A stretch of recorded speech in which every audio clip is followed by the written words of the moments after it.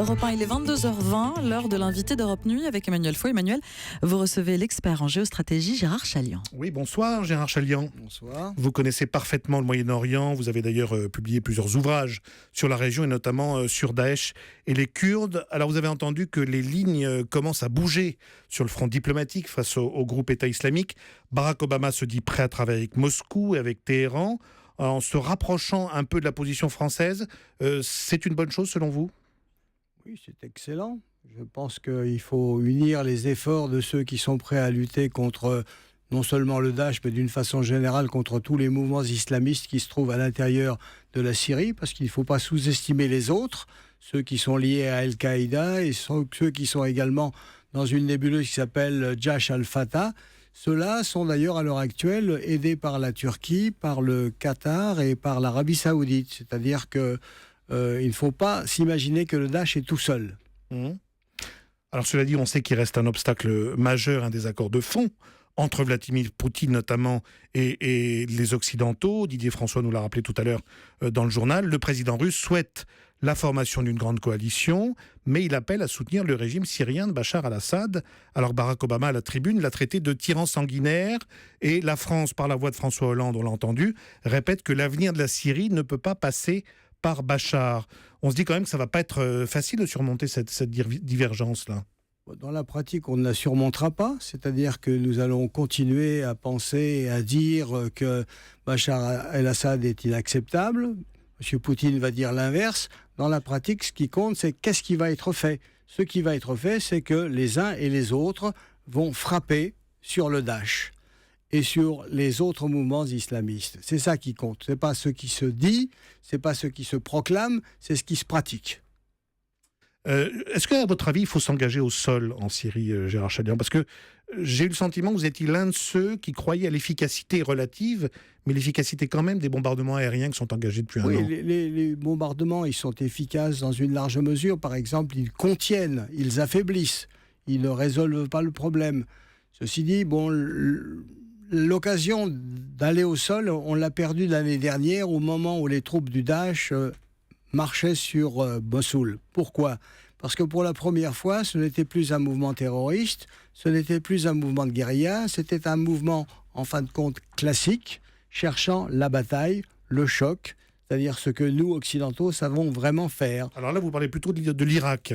Oui, je parle de l'Irak. Mais dans la crise syrienne, dans la crise syrienne à l'heure actuelle, je pense qu'on n'a pas intérêt à y être pour l'instant, dans la mesure où les choses se passent comme elles se passent, c'est-à-dire l'affaiblissement et le contenir.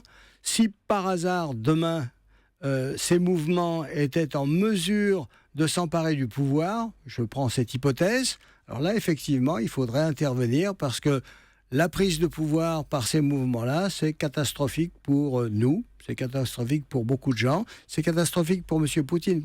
M. Poutine, par exemple, qu'est-ce qui l'intéresse dans cette affaire ? C'est pas juste de se faire mousser en étant présent avec tout le monde à l'intérieur de la Syrie. Ce qui l'intéresse, c'est qu'en définitive, si demain le pouvoir est pris par les islamistes en Syrie, eh bien, il y en a une partie qui va se retrouver au Caucase Nord. Il y a des Tchétchènes, il y a des Daguestanais. C'est ça qu'il veut éviter. De la même façon que la semaine dernière, il a dit aux Américains, si vous avez des problèmes en Afghanistan, je suis prêt à collaborer avec vous parce qu'il ne veut pas d'une victoire talibane qui, en choc en retour, amènerait en Ouzbékistan ou au Tadjikistan. Donc le risque d'une contagion islamiste vers les terres caucasiennes, où on sait que les populations musulmanes sont très nombreuses. Elle existe. Ouais. Elle existe. Gérard Chaliand, en avril dernier, vous avez signé un article dans Le Monde qui était intitulé « L'État islamique sera vaincu », en disant que la situation de Daesh était loin d'être florissante et qu'on exagérait beaucoup son pouvoir de nuisance et la menace terroriste sur l'Occident.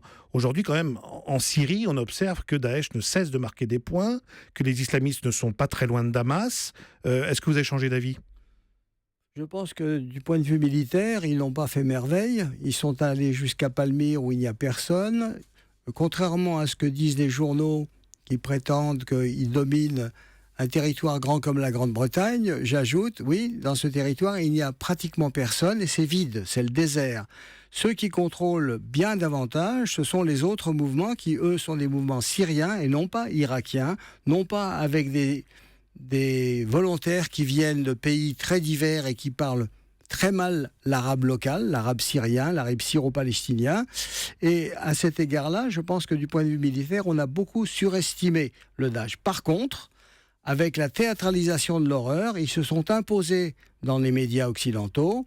Et nous, bêtement, en définitive, nous les avons largement relayés, on les a passés en boucle, on leur a fait la publicité maximale, nous avons aidé à déstabiliser l'esprit de nos populations qui aujourd'hui sont apeurées. Mais on a quand même dénombré des jeunes qui partaient par centaines, notamment en France, se former au djihad, des attentats qui étaient reliés plus ou moins à Daesh, héritier d'Al-Qaïda. Vous pensez toujours que la menace terroriste sur le sol occidental est marginale venant de Daesh ? Elle est marginale dans la mesure où on aura 10, 15, 20, 25 attentats. Mais je veux dire, c'est pas eux. C'est pas eux qui vont nous déstabiliser.